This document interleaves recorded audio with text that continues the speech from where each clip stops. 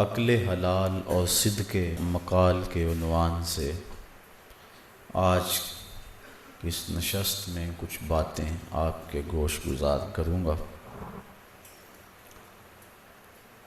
انسان کو اپنی زندگی برقرار رکھنے کے لیے اکل و شرب کی شدید حاجت ہے اور اس کے بغیر وہ زندہ نہیں رہ سکتا۔ تو اسلام نے رزق کی تلاش کی ترغیب انسان کو دی ہے، لیکن ساتھ یہ شرط لگائی کہ اللہ کو ناراض کر کے، اس کے حکموں کو توڑ کے، کسی شخص پر ظلم اور جبر کر کے تم رزق نہیں کماؤ گے، بلکہ تمہارے مقدر کا لکھا ہوا تمہیں ملے گا، لہٰذا تلاش میں حسن پیدا کرو۔ حضور نبی رحمت صلی اللہ علیہ وآلہ وسلم نے ارشاد فرمایا کہ رزق بندے کو اس طرح تلاش کرتا ہے جس طرح موت تلاش کرتی۔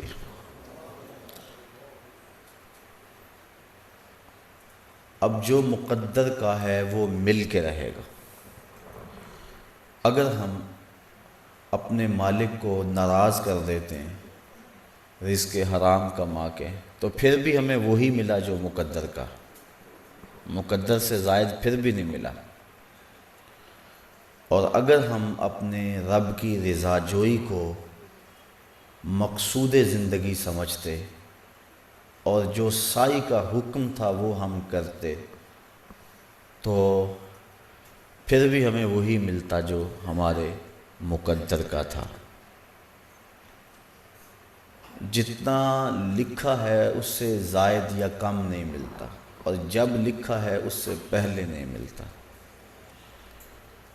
اب انسان کے اختیار میں یہ بات دی گئی ہے کہ وہ اپنے مقدر کو بذریعہ حلال حاصل کرتا ہے یا بذریعہ حرام حاصل کرتا ہے۔ جس طرح محافل کے اختتام پر لنگر وغیرہ بانٹتے ہیں، میں ایک سادی سی مثال دے رہا ہوں، تو اگر کوئی چینہ جھپٹی کر کے وہ لے لیتا ہے تو پھر بھی اس تک مل گیا، اور اگر کوئی ایک جگہ بیٹھا رہا، منتظر رہا کہ میں نے اخلاقی حدوں کو پامال نہیں کرنا، تو بانٹنے والے نے اس کی جھولی میں جا کے وہ ڈبہ رکھ دیا جس میں کھانا تھا، تو دونوں کو کھانا مل گیا۔ جس نے جھپٹ کر چھین کر لیا اس کو بھی مل گیا، اور جو وقار سے اپنی مسند پہ بیٹھا رہا اور اس کو بھی پہنچ گیا، دونوں کو مل گیا۔ لیکن ایک کا طریقہ اچھا نہیں اور ایک کے طریقے میں حسن ہے۔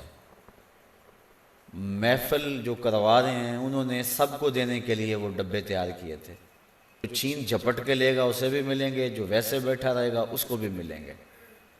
اب آدمی کی اپنی کیفیت ہے، اگر وہ بے صبرا ہو جاتا ہے، جلد باز ہو جاتا ہے، ہوچا انداز اختیار کر لیتا ہے، تو وہ اپنے مقدر کو حاصل کرنے کے لیے اخلاقی قدریں پامال کر دیتا۔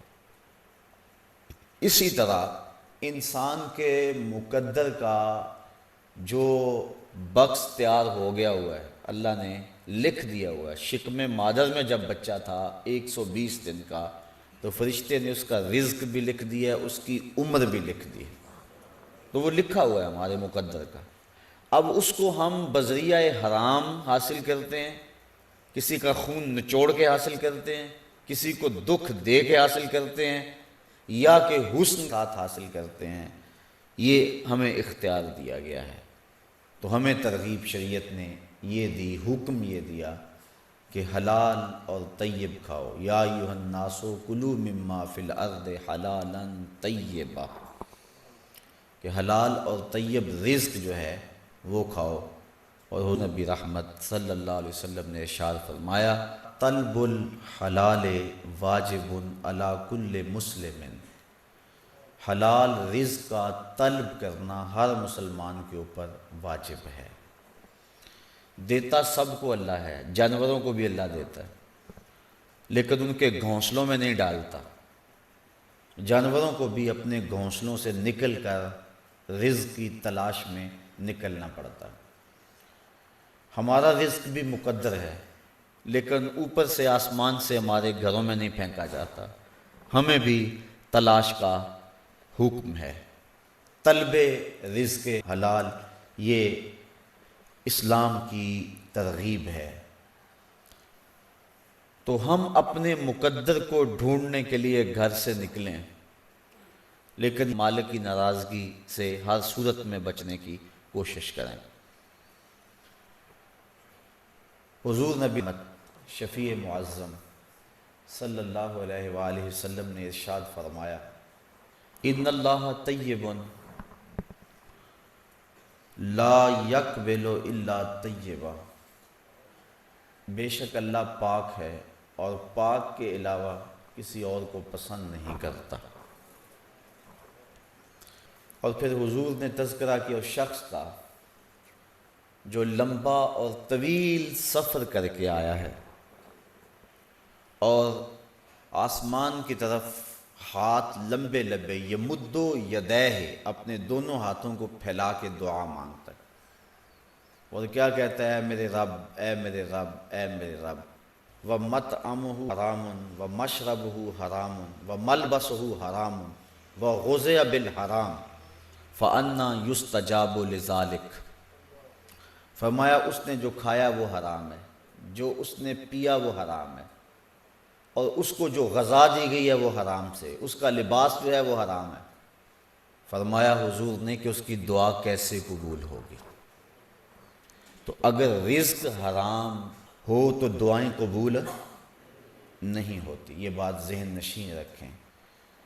ایک صحابی نے حضور سے عرض کی کہ حضور مجھے ارشاد فرمائیں کہ میں کس طرح مستجاب الدعویٰ بن جاؤں، یعنی میری ساری دعائیں میرا رب قبول فرمایا کرے۔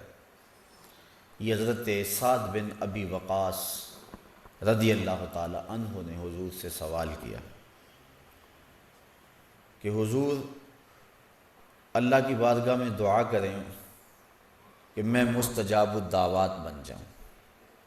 تو حضور نے ارشاد فرمایا، یا سعد اطب مطعمک تکن مستجاب الدعوہ، اے سعد اپنے رزق کو پاک کر لے، اللہ تیری دعائیں کبھی رد نہیں فرمایا کرے۔ تو جس کا رزق پاک ہو اس کی دعائیں قبول ہوتی ہیں۔ علماء نے دعاؤں کی قبولیت کے سلسلے میں جو گفتگو کی ہے کہ دعا ہر صورت میں قبول ہوتی ہے، لیکن جس کا رزق پاک نہ ہو اس کی اپنی دعا بھی قبول نہیں ہوتی، اور دوسرا مسلمانوں کی دعاؤں سے اس کا حصہ بھی نکال دیا جاتا ہے۔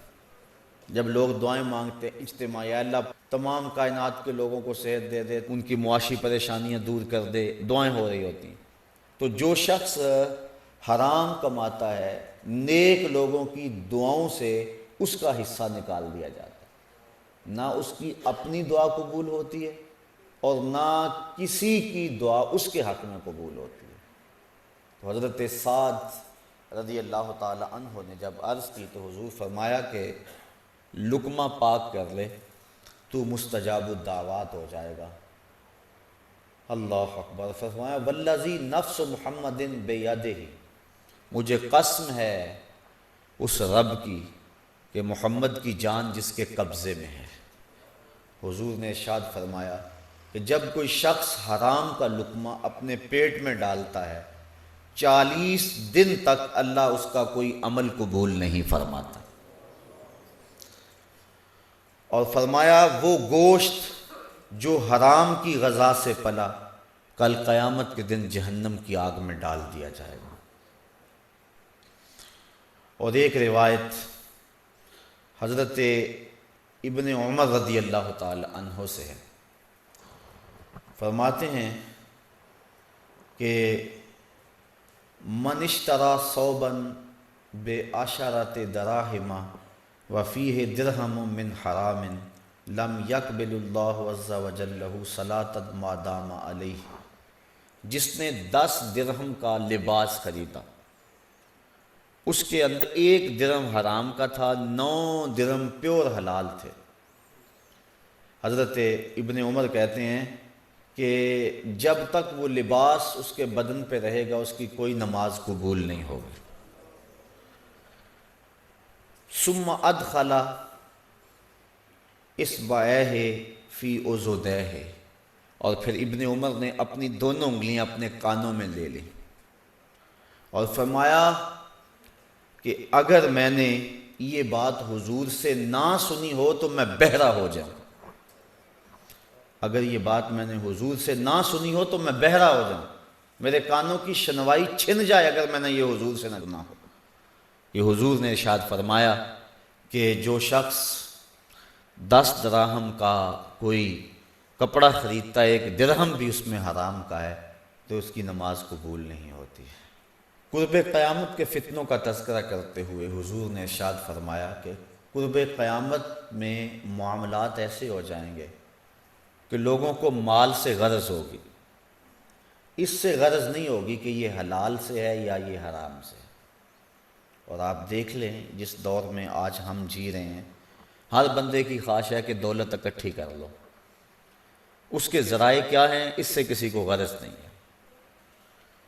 یہ قرب قیامت کا فتنہ ہے کہ لوگ حلال کا اہتمام نہیں کریں گے، جبکہ صدر اسلام میں اور بعد میں آنے والے ادوار میں لوگوں نے اپنے لقمے کی حلت کا خصوصیت کے ساتھ اہتمام کیا، بلکہ بعض اوقات شک کی وجہ سے حلال کو بھی چھوڑ دیتے تھے، وہ معمولی سا شک پیدا ہو جاتا تو